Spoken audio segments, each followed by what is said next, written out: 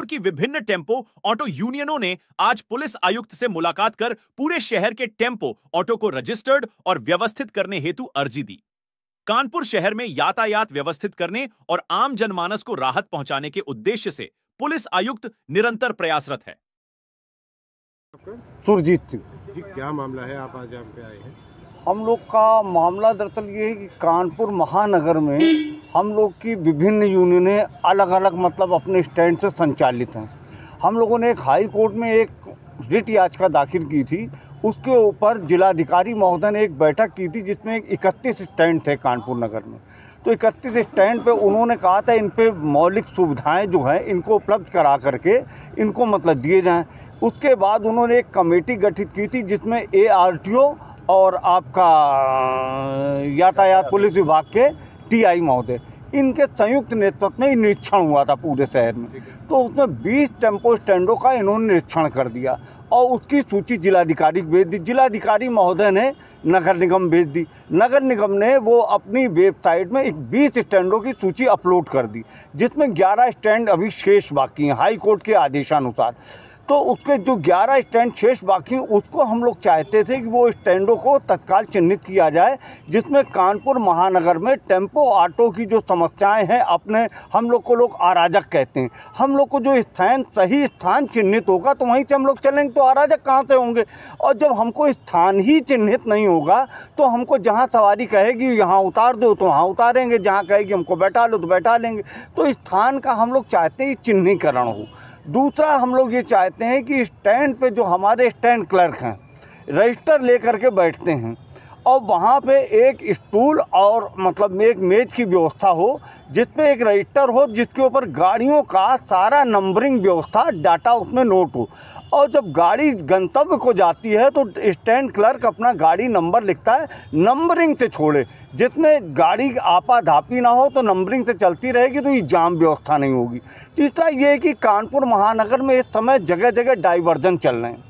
Diversion जैसे विजयनगर हुआ तो विजयनगर की संस्था को वो मतलब समन्वय स्थापित करके उनसे मतलब जो है हमारे सुदान पांडे हैं तो उनसे मतलब समन्वय स्थापित करके वहाँ पे लागू करें, जिससे टेम्पो वालों की कोई रोजी रोटी व्यवस्था प्रभावित ना हो। जैसे घंटाघर में हो रहा है तो घंटाघर में एक नफीस खां, आदित्य और सीताराम गुप्ता जी वहाँ पे 3 यूनियन देख रही हैं।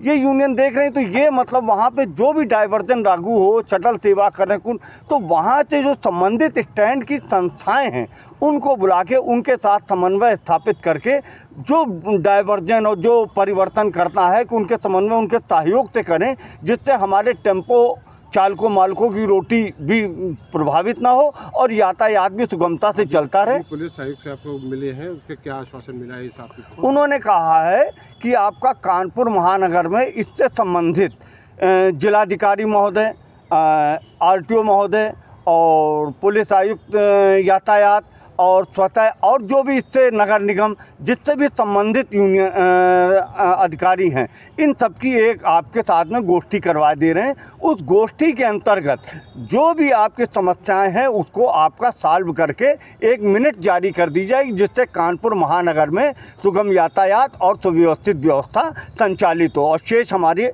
ये विजय नरेंद्र पांडे, सुदान पांडे आपको बताएं। मैंने 1 साल से जो रवीना त्यागी जी के द्वारा साहसिक कार्य यातायात को लेकर किया गया था, उसी के संबंध में उसको आगे बढ़ाने के लिए मैंने आज CP साहब से मैंने मुलाकात की और मुलाकात करने के बाद उनसे मैंने सारी परिस्थितियां बताईं और वो उससे संतुष्ट हुए और उन्होंने कहा कि उनके द्वारा जो कार्य किए गए सराहनीय कार्य रहे, उनको मैं आगे बढ़ाने का प्रयास करूँगा, लेकिन आप लोगों का समन्वय बनाकर मैं तभी कुछ आगे बढ़ सकता हूँ। उसी पहलू पे आज हम लोगों की विस्तृत जानकारी हुई, वार्ता हुई, क्योंकि माननीय उच्च न्यायालय में उत्तर प्रदेश में कानपुर नगर ही ऐसा है जिस समय अवैध स्टैंडों का माननीय मुख्यमंत्री का जो आदेश जारी हुआ था संचालन बंद कराने के लिए, कानपुर नगर की एसोसिएशन संयुक्त रूप से सारी एसोसिएशन जो रजिस्टर्ड पंजीकृत संस्थाएं हैं ये सभी माननीय उच्च न्यायालय गई थी, जिसके संबंध में सचिव उत्तर प्रदेश शासन निकाय को और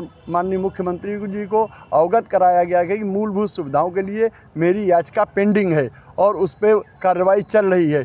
तो उसके चलते फिर माननीय उच्च न्यायालय का आदेश आया। आदेश आने के उपरांत फिर बैठकें हुई। बैठक होने के बाद फिर जाके सुव्यवस्थित स्टैंडों का चिन्हांकन हुआ।